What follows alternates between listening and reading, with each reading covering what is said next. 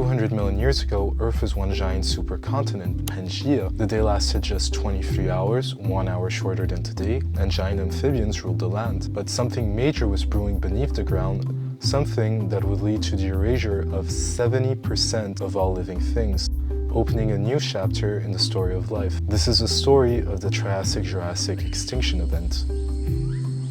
So, during the late Triassic, Pangaea stretched from pole to pole, one giant landmass surrounded by a single endless ocean. Carbon dioxide levels could have been around 1,300 parts per million, about 3 times greater than today's 400. This was enough to raise temperatures by nearly 5 degrees on average, which created a virtually ice-free world. You could literally walk to the southernmost lands in modern-day Antarctica and still find lush jungles. We know this thanks to fossils of ancient tropical plants found deep beneath the frozen continents. The world was dominated by deserts in the inland continent and lush jungles on the coast, with savannas acting like a transition between these zones. And if we look at the modern-day east coast of North America, we can make out the ancient Appalachians, back when they formed a contiguous mountain range with the Atlas in Morocco and the highlands of Scotland. During the late Triassic, these mountains were far higher than today, their peaks likely rivaling those of the modern Alps, before erosion wore them down to what they are today. The late Triassic was a time of recovery and experimentation. After the devastation of the Permian extinction just 50 million years prior, life had bounced back, evolving into strange new forms both on land and in the oceans. During the late Triassic, land ecosystems were dominated by a variety of reptiles that occupied nearly every environment across Pangaea.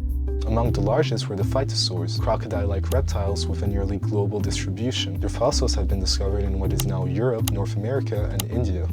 Another prominent group were the Rauisuchians, large predators that could reach several meters in length. Additionally, across modern-day Europe and the Americas, we would have also found the Aetosaurs, heavily armored plant-eating reptiles covered in thick, bony plates. And if the fauna doesn't sound weird enough to you, in rivers and subtropical lakes lived giant amphibians, which measured up to 3 meters in length. Alongside them were the first true dinosaurs, but they hadn't begun to rule the world just yet. In the oceans, coral reefs were thriving and ammonites drifted through the waters. But this world was living on borrowed time. Deep beneath Pangaea, something was brewing, and soon, it would change the course of life on Earth forever. As we know, Pangaea wasn't meant to last forever. Around 200 million years ago, the continent started to break apart. Deep beneath the crust, immense forces were at work. And as we can see here, a rift began to form. Long, deep fractures opened up, forming valleys with normal fault lines, while tectonic forces stretched the land, making the crust thinner and allowing the hot mantle to rise, heating the rock from below, similar to what we observe in the East African Rift today, where a new ocean is forming. This rift marked the birth of what would become the Atlantic Ocean.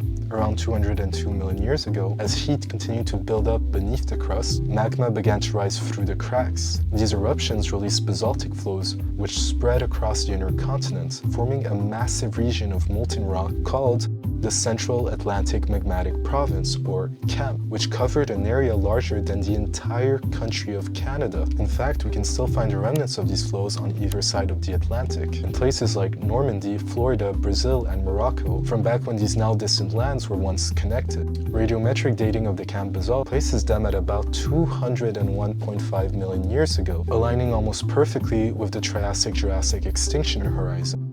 Fun fact, some previously thought an asteroid could have caused the late Triassic extinction, and one of the contenders was the Manicouagan impact crater in Quebec, which you've probably heard of because of its almost perfect circular shape. But precise dating showed it was formed about 13 million years before the Triassic-Jurassic boundary, so that was ultimately ruled out. Regardless, these eruptions lasted for nearly 600,000 years in on and off pulses, releasing massive amounts of greenhouse gases into the atmosphere. Some estimates suggest that carbon dioxide levels rose to nearly 7 times what they are today. To put that into perspective, a single pulse of these eruptions may have released as much CO2 as all human activity is projected to emit throughout the entire 21st century. This drove long-term global warming across the planet.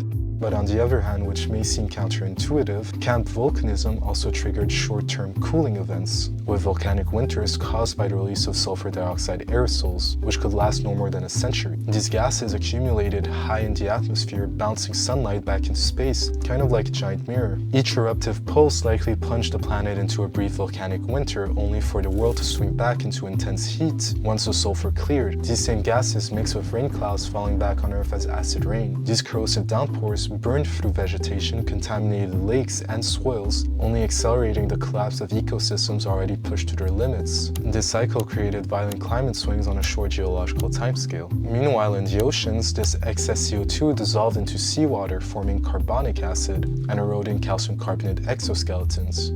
Entire reef systems collapsed, and many creatures that relied on calcium carbonate to build their shells began to disappear. At the same time, global warming caused the oceans to become more stagnant. Just like today, cold and salty water normally sinks near the poles. That sinking motion drives ocean circulation, and it delivers oxygen to the deep sea, the same process as our modern-day ocean conveyor belt. But as temperatures rose, surface waters could no longer cool enough to reach the density needed to sink efficiently at higher latitudes. This greatly weakened the circulation of oxygen to the ocean depths, and to make matters worse, oxygen itself already becomes less soluble the warmer water gets. Thus, the surface became warm and stagnant, creating the perfect conditions for anoxia, oxygen-deprived waters where most marine life could not survive. This ecological downspiral had catastrophic consequences on life. On land, the great reptiles, once dominant across Pangaea, all disappeared. The giant amphibians like Metaposaurus vanished from the fossil record.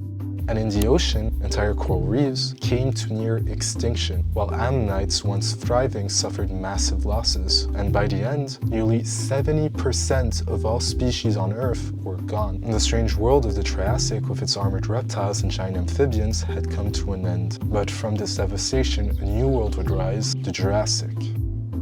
One thing all 5 mass extinctions have in common is what comes after a period of rapid evolutionary radiation, as surviving species diversified to fill the ecological niches left behind by those that vanished. While most of Pangaea's great reptiles disappeared, a few survivors managed to endure the chaos, among which the early dinosaurs. One of the many reasons they fared better than their archosaur reptilian cousins could have been thanks to their feathers. See, while reptiles couldn't escape the heat to higher latitudes because of the dip in temperature caused by winters, dinosaurs had already evolved insulating feather-like coats, and when the eruptions triggered sudden volcanic winters, those same insulating feathers allowed them to withstand the drop in temperature that their rivals could not.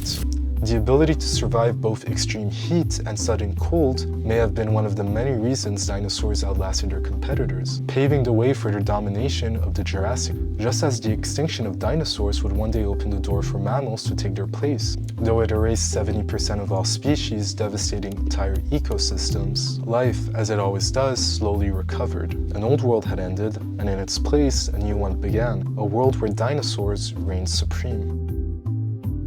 Regardless, thanks for watching. Don't hesitate to leave a like, a comment, so I can have a better idea of how the video is received. If you choose to subscribe and tag along, that's great. Until then, I'll see you next time. Bye.